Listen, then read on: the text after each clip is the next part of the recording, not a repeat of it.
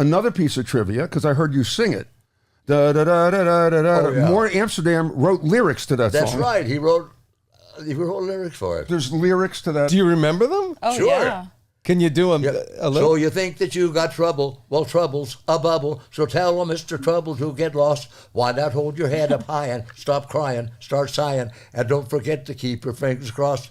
When you know the joy of living is loving and giving, you'll be there when the winning dice are tossed. A smile is just a frown that's turned upside down. So smile and your frown will defrost. And don't forget to keep your fingers crossed. Ba-doo-doo. Is that the most Bravo. amazing thing? Is that great? And by the way, for a second, More Amsterdam's estate just got 23 cents Right. from the show. Somebody went, wait a minute, a ding went somebody. But Dick, that takes me back to, so the reason I was saying, you started in a pantomime act and then you were doing, sort of announce work. When did musical comedy, singing and dancing, and I think you told me a story that when you got Bye Bye Birdie on Broadway, you hadn't really danced. No. So how did all that? Who said I can get this guy to dance? Because you're an iconic dancer. You're a champion. I was looking for work. I was auditioning for everything except maybe opera and Shakespeare. I tried out for Tom Poston, beat me out of a couple of things. I went in and sang a little song.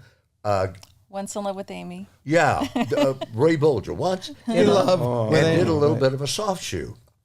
And I think Gower saw himself on the part because we were exactly the same size and shape. Yeah. And he came up on the stage and he said, "You've got the part." And I said, "Mr. Champion, I can't dance. I don't dance." He said, "I'll teach you." And he did. It was like learning to fly.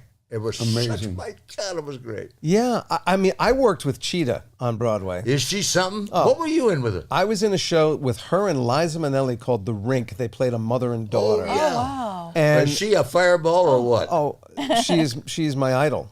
She's my idol. She carried me in that show. Well, would She's you so tell the strong. story of Put on a Happy Face?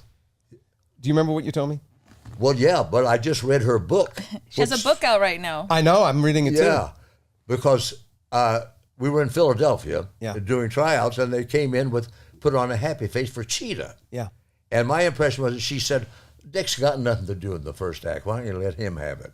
So I've always credited her. But in the book, she says they took the song and gave it to Dick. And she says, "Was I miffed?" No, because I had a lot of other things to do, which is not the story I knew. Yeah. I Wow. thought Cheetah gave it to me. Well, you know what? That's because the Cheetah we know would have given it to you, I think. But what's so fascinating to me is not only did you learn to dance, but it's almost as if you have your own unique style and your choreographers have figured out how to Exactly. put a world of Exactly. dance on you. Yeah. I think if I'd had training, it wouldn't have been as unique. You would have been like everybody else. Yeah, Yeah. I just had Your own my own style. moves. And there's a joy to that too. And by the way, Oh, God, I know yeah. that you love Stan Laurel, and you can see some of that in everything that you do. Oh.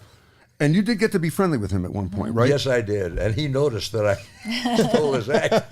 Really? He got it? He really pointed it out Oh, and said, yeah. that's mine, that's mine. Oh, yeah.